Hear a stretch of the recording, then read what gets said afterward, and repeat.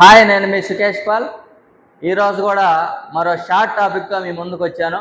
తెలుగు సాహిత్యానికి సంబంధించినటువంటి కవిత్వాలు కానీ, కవితా పితామహులు కానీ, కథలు కానీ, రచయితలు కానీ వీటి మీద మనకు కంపల్సరీగా టెట్లో, డిఎస్సిలో ఖచ్చితంగా ప్రశ్నలు వస్తున్నాయి. కాబట్టి వీటి మీద నేను కొన్ని షార్ట్ టాపిక్స్ వారీగా నేను ప్రతిరోజు కూడా వీడియోలు చేస్తున్నాను.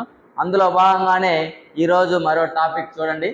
కొన్ని ప్రక్రియలు, ఆ ప్రక్రియలు రాసినటువంటి రచయితలు ఈరోజు మన టాపిక్ చూడండి. సాక్షి వ్యాసాలు.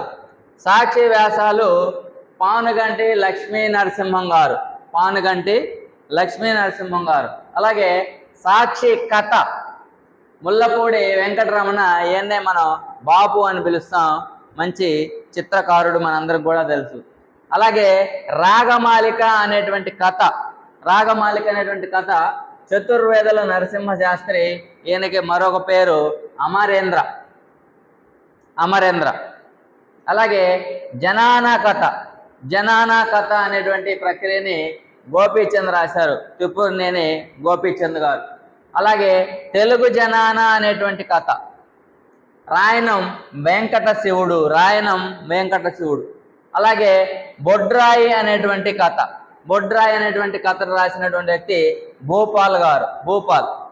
అలాగే విసుర్రాయి అనేటువంటి కథ వాసిరెడ్డి సీతాదేవి, మనకి లేటెస్ట్గా 10th క్లాస్లో ఉపన్యాస కళ అనేటువంటి పాఠ్యాంశానికి సంబంధించినటువంటి రచయితే ఈ యొక్క వాసిరెడ్డి సీతాదేవి గారు. అలాగే శత్రుస్పర్శ అనేటువంటి కథ కొండేపూడి నిర్మల గారు. మాతృభూమి అనేటువంటి లెసన్ ఉంది కదా మన 8th క్లాస్లో, ఆమె ఈ యొక్క కొండేపూడి నిర్మల రచయిత్రి. అలాగే శబ్దస్పర్శ అనే కవిత చిల్లర భవానీదేవి గారు, చిల్లర భవానీదేవి గారు. అలాగే చూడండి మాయా జలతారు, మాయా జలతారు అనేటువంటి నవల దాశరథి రంగాచార్యులు గారు, దాశరథి రంగాచార్యులు గారు. ఇక్కడ మనకి ఒక పాయింట్ గుర్తుంచుకోవాలి. ఈ మాయా జలతారు అనేటువంటి ఈ పేరు అంతకుముందు పాకుడ్రాళ్ళు అనేటువంటి నవల ఏదైతే ఉందో మనకి జ్ఞానపీఠ అవార్డు వచ్చింది. దీనికి రావురి భరద్వాజ గారు రాశారు, మనకు తెలుసు. దానికి మొదటి పేరే ఈ మాయా జలతారు. పాకుడ్రాళ్ళు అనేటువంటి నవలకి మొదటి పేరు మాయా జలతారు. అలాగే పరివర్తన అనేటువంటి నవల, పరివర్తన అనేటువంటి నవల గోపీచంద్ గారు. అలాగే పరివర్తన అనేటువంటి కథ ఆత్రేయ గారు.